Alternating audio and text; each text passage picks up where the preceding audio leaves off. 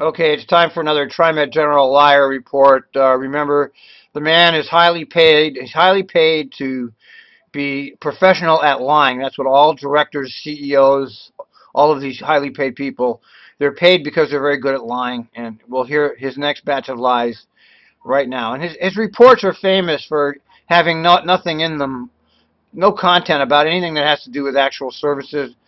You know, there's no remarks at all during these board meetings that have anything to do with actual riders on TriMet right now. Nothing. But anyway, listen to his TriMet General Liar report. I'll comment.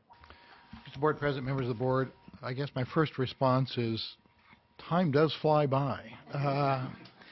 But thank you for that. And I did want to just spend a couple minutes responding to a couple of the comments that you heard during the public forum. One is related to the Swan Island work.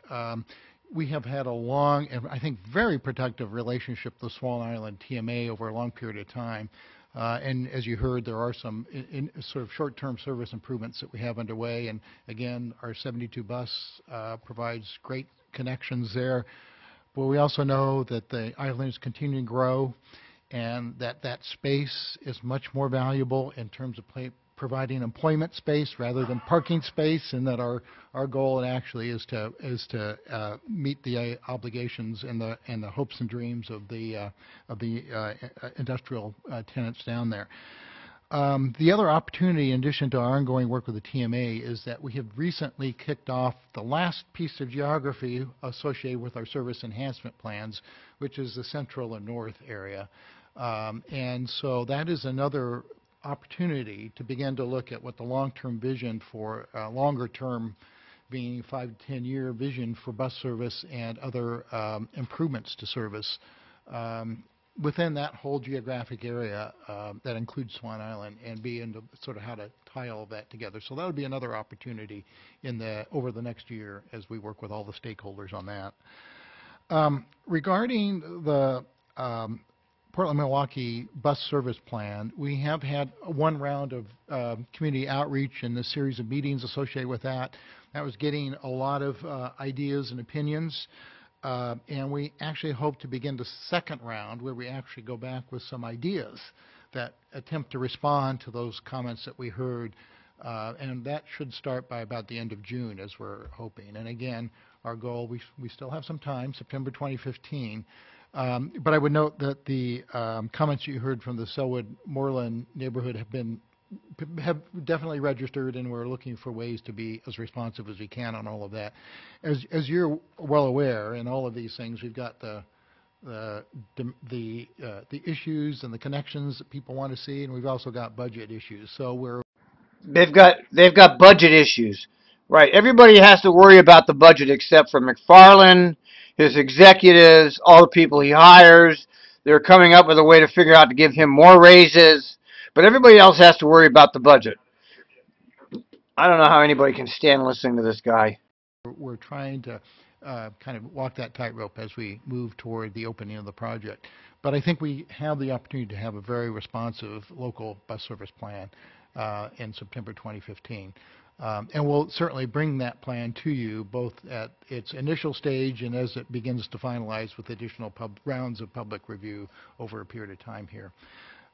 Again, our schedule really for adopting that would not really be until sort of this time next year. Now, ideally, perhaps a little bit ahead of that, given the magnitude of change that we have to prepare for. So those are a couple just notes related to the public forum. I also wanted to provide you an update. Yes. Other questions from the board? I guess I just had maybe a couple. The first one, though, is I assume the ramps that they're talking about at the station are compliant with the Americans with Disabilities Act.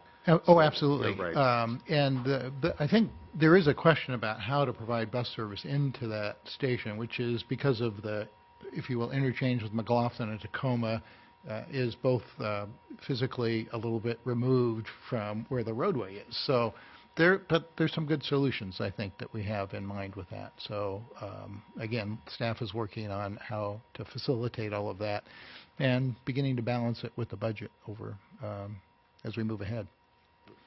On Swan, excuse me, on Swan Island, of this construction, once that gets going, you're cognizant, I don't know if everybody else is, but we usually start earlier in the morning. Right. So if you have a, I'll look into that. I believe our service actually does start pretty early because it now provides, it's sensitive to shift work, which is oftentimes a little bit early on the island as well. So, but that's a good thing to double check. We'll Thanks. do that. And the other question I had is, I don't, you maybe covered under when we get to the ordinance, but I don't believe, unless I missed something, that I saw anything from Opal or their youth committee in terms of comments on the youth pass program, the reduction of fares. I'm checking with the board recording secretary. So we No. haven't seen- He's curious why Opal hasn't participated. Well, what do you think? You think the Opal people are stupid? Do you think we're all stupid out here? They've learned that there's no point in talking or participating with you because it's pointless. God, are you dumb as a post, Warner? I would say that we did have a number of staff attend the Multnomah County Youth Summit that was described, and I have seen a PDF version of the notes from that, including we had, for example, public safety people there as well as people dealing with the fare issue and equity issue. So we can certainly forward that to the board.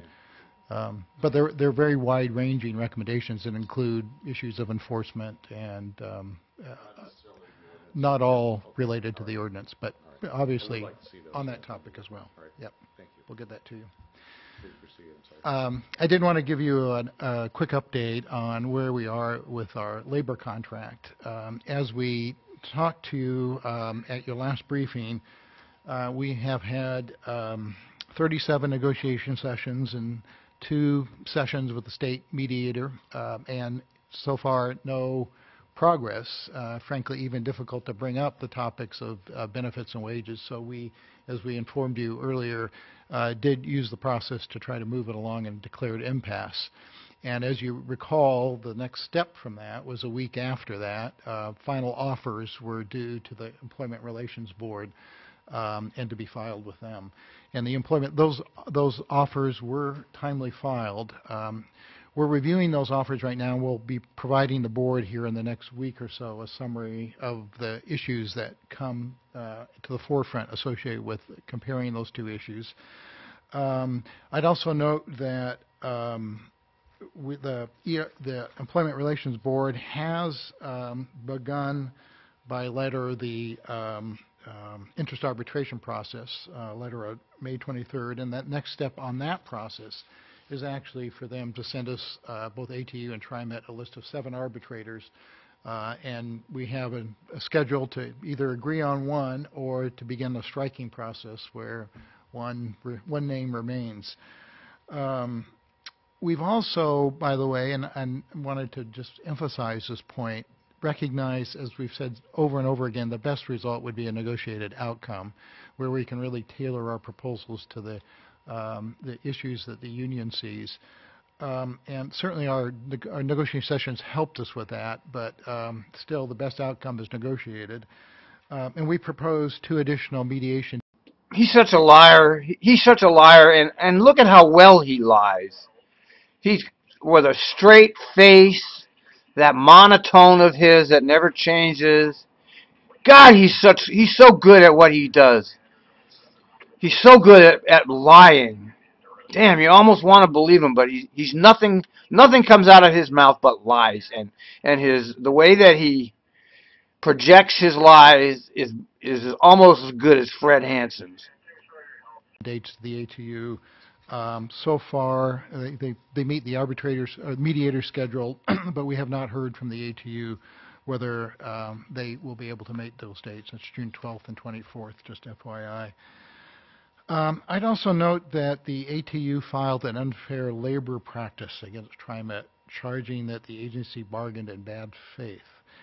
And certainly we're looking at with great detail, and our legal staff is beginning to review that from that perspective. But we view that ULP, frankly, as a diversionary tactic. Diversionary tactic, yeah. Diversionary tactic that Fat Boy Stedman calls calls the whole thing off as the actuary is meeting with the union. Oh yeah, we're just grandstanding. It's grandstanding that TriMet wouldn't even negotiate, wouldn't even talk about finding a third health care option. Either has to be Blue Cross, which they need that Blue Cross because that's their whole argument. They're $900 million in debt, which is a phony number because it presumes everybody has family coverage on Blue Cross, which is completely false. They won't even consider a third option. But the union is grandstanding. Yeah, right. See, there he is again, lying through his fucking teeth, doing it with a straight face and with that monotone of his. And a series of false claims. Certainly, the number of sessions, the number of media sessions, and the volume of information we've responded to in terms of information requests from the union is above and beyond. So we believe we bargained, met every standard, and then some related to bargaining in good faith. They've met every standard. Let's see, what standards would that be? Oh, like sneaking raises for yourself, hiding them from the public when you're cutting service? What standards would that? Oh, you mean like obstructing Joe Rose from getting statistics about hours of service? What standards is he talking about? Oh, you mean when the federal judge finds your lawyers $10,000 for obstruction of justice? Those kind of standards, Neil? Yeah, I'm sure you've upheld those standards. So, we sort of see this at the core is that this ULP is really intended to delay the arbitration. I would also just note that in reviewing the final offer from the ATU, we see a number of very troubling issues in that as well. So again, we're reviewing that this week and deciding, and we'll be in touch with you related to the findings of that review, what our next steps associated with that should be. Just wanted to, does this sound fairly familiar in terms of the process that we went through the last time for those of you who were on the board at that point? And you know why he's smiling, of course. He's smiling because he's got a $200,000 a year pension waiting for him. He's making $222,000 a year. And no matter what happens, he gets paid. He doesn't care. He doesn't care at all. He doesn't care what happens. He's got nothing to lose. He's got nothing to lose. He sits there lying with a straight face. And he's not going to give an inch. He's lying through his teeth. They're not going to give an inch. They're going to take it to arbitration.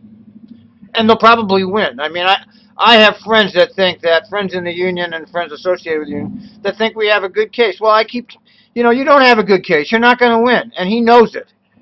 They're going to cite the public good, just like what happened down at Muni this last week. What's in the best interest of the public? Well, the best interest of the public is to cut our health care. Whether you like to admit it or not, that's what's going to happen.